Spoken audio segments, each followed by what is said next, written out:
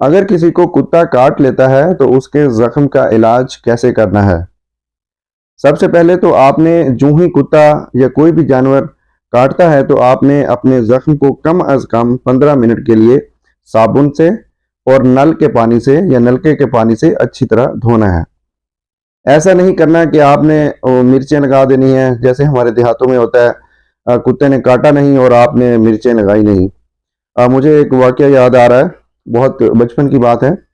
तो हमारे यहाँ एक जो मांगने वाली एक माई थी वो आई, तो उसको ना कुत्ते ने काट लिया। तो वहाँ के लोगों ने उसके जो जख्म था काफ़ी बड़ा था, उस पे मिर्चें लगा दी। एक तो उस माई बेचारी को कुत्ते के काटने का दर्द, ऊपर से मिर्चें लगा दी हैं। यार, लोग भी कमाल करते हैं, अपनी साइंस ही झाड़ते रहते हैं। तो ऐसा नहीं करना, ना मिर्चें लगानी है, ना ही उसके ऊपर किसी भी पौधे का दूध या जूस लगाना है, ठीक है? और ना ही कोई इस तरह का ऊट पटांग अजीबो-गरीब इलाज करना है।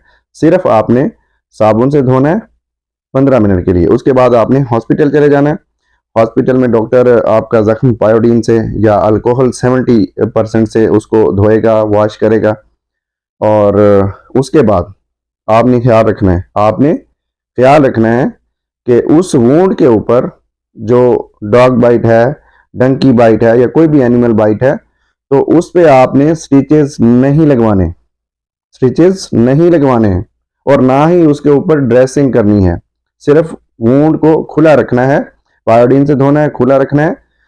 टेटनस का इंजेक्शन की ज़रूरत है तो वो लगवाना है, एंटीबायोटिक्स की ज़रूरत है तो वो लगवानी है, और पेन किलर है वो ले सकते हैं। और उसके साथ एंटी रेबीज वैक्सीनेशन आपने लगवानी है, और इम्यूनोग्लोबुलिन अगर वो ज़रूरत है तो वो भी लगवानी है। फ़र्ज़ करें कि ज़ख्म बहुत बड़ा है और उसके ऊपर स्टिचेस लगाना बहुत ज़रूरी है, तो उसके लिए एक तरीकाकार ये है कि आपने सबसे पहले उस ज़ख्म को अच्छी तरह पायोडीन से या 70% अल्कोहल से अच्छी तरह वॉश करना है, ठीक है?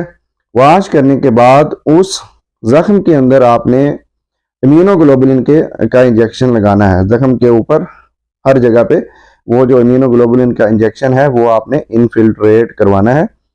उसके बाद जो स्टिचेस लगने हैं वो लूज लगाने हैं, टाइट नहीं लगवाने, ठीक है? लूज हों ताकि कोई ब्लड या कोई पानी रिसता है उसमें से तो वो बाहर की तरफ जाए। तो ये चीज़ें आपने करनी है। बहुत शुक्रिया।